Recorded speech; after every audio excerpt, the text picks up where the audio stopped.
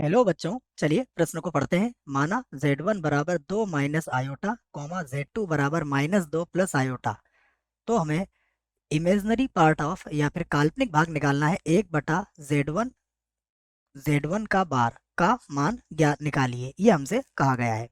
तो हम इसको ज्ञात करते हैं। देखो, सबसे पहले हम बच्चों मुख्य अवधारणा लिख लेते हैं इस प्रश्न के लिए।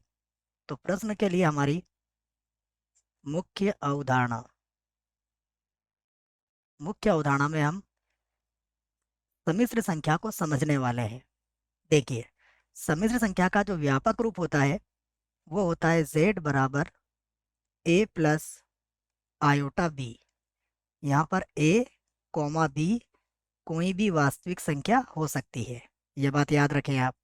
यदि हमें इसका संयुग्म भी निकालना है तो इसको z के ऊपर बार लगा के व्यक्त करेंगे, और इसमें क्या होता है, जो काल्पनिक वाला भाग होता है उसका चिन्ह बदल जाता है, अर्थात ये हो जाएगा a आयोटा b।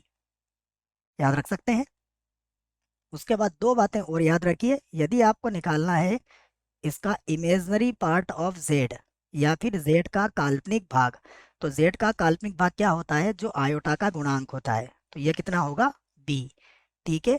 और यदि आप इसका रियल पार्ट ऑफ z या फिर कह सकते हैं आप z का वास्तविक भाग निकालना चाहते हो, तो ये इस प्रकार से लिखा जाएगा। और ये होता है जिसमें आयोटा नहीं होता है वह पद, तो ये a हो जाएगा हमारा। अब हम यहाँ से बच्चों इस प्रश्न को हल करेंगे। हल करने के लिए हमें जो जो दिया है पहले वो देख लेते हैं।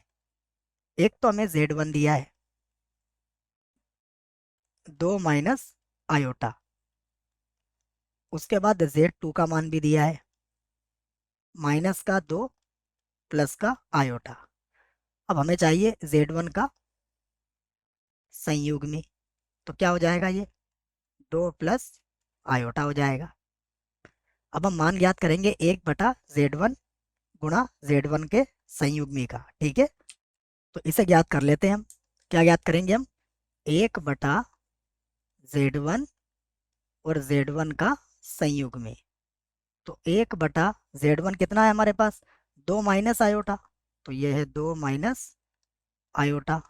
और इसका संयुग्मी कितना हो गया, ये हो गया 2 प्लस आयोटा। इसको और आगे हल करें तो ये हो जाएगा 1/2 a minus b a plus b का वर्ग, तो ये हो जाएगा 2 का वर्ग 4 माइनस ये हो जाएगा आयोटा का वर्ग। हमें यह भी पता है, 1/, में लिख देता हूँ z1 और z1 का संयुग्मी बराबर 1/4। आयोटा का वर्ग कितना होता है, -1, तो ये +1 हो जाएगा। अर्थात कितना मिल गया हमें, 1/5 मिल गया। अब 1/5 मिला है बच्चों, तो इसमें आयोटा तो है नहीं, तो हम लिख सकते हैं इसको 0 आयोटा करके। तब हमसे क्या पूछा गया है, हमसे पूछा गया है कि इमेजनरी पार्ट ऑफ 1/z1 और z1 का संयुग्मी, अर्थात इसका क्या निकालना है हमें, काल्पनिक भाग। तो इसका काल्पनिक भाग क्या आएगा, 0 आएगा।